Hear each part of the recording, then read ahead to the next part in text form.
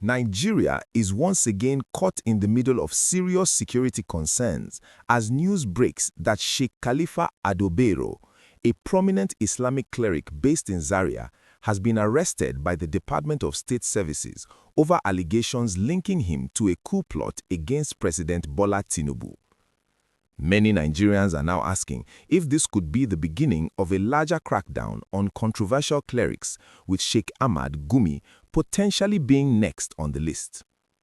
According to reports from Premium Times and Sahara Reporters, Sheikh Khalifa was initially detained in December 2025 but has remained in custody, with authorities moving him between different locations to keep his detention quiet.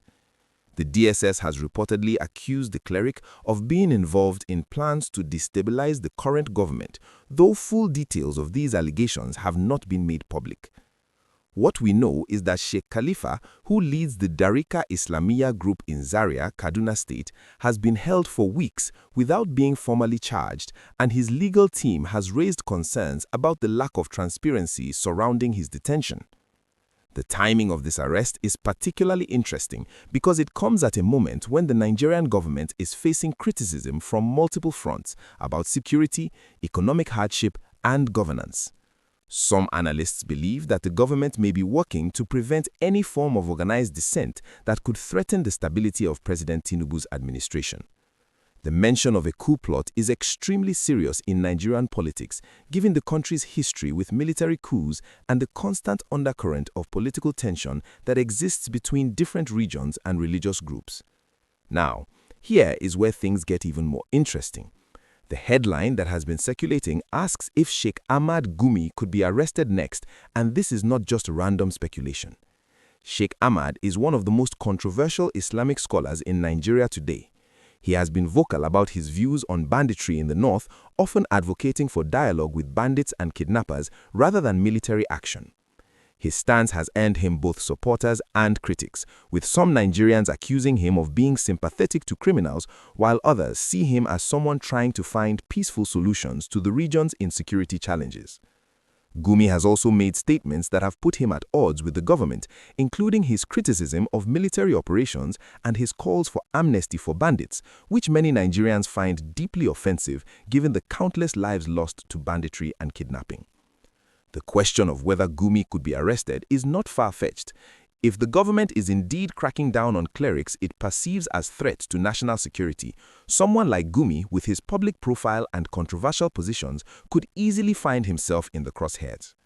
However, arresting Gumi would be a politically sensitive move. He has a significant following, particularly in the north, and any action against him could spark protests or unrest among his supporters.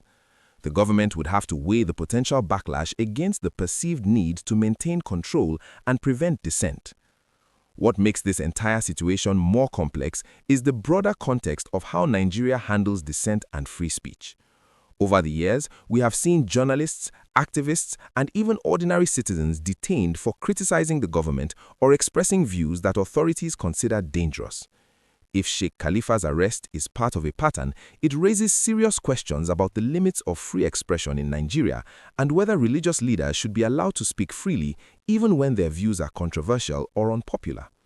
On the other hand, the government has a responsibility to protect national security and prevent any genuine threats to the stability of the country.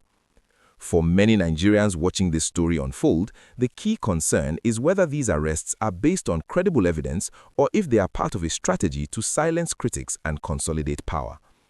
The lack of transparency around Sheikh Khalifa's detention only fuels suspicion and speculation.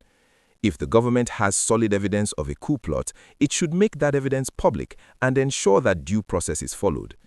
Keeping someone detained for weeks without formal charges or a clear legal process only damages public trust and gives the impression that these actions are politically motivated. If you are finding this story as gripping as I do, please take a moment to like this video and subscribe to the channel so you never miss updates on major stories like this one. Your support really helps us keep bringing you the most important news from across Nigeria. So, what happens next? Will Sheikh Gumi be arrested, or will the government decide that the political cost is too high? Will Sheikh Khalifa be formally charged, or will he eventually be released without explanation? These are the questions on everyone's mind right now. The coming days and weeks will be crucial in determining how this situation develops and what it means for the relationship between religious leaders, free speech, and government authority in Nigeria. One thing is certain, though: Nigerians are watching closely, and any misstep by the government could lead to serious consequences both politically and socially. Let me know in the comments what you think about this situation. Do you believe the government is right to crack down on clerics it views as threats, or do you think this is an overreach that could backfire? Your thoughts matter, so share them below.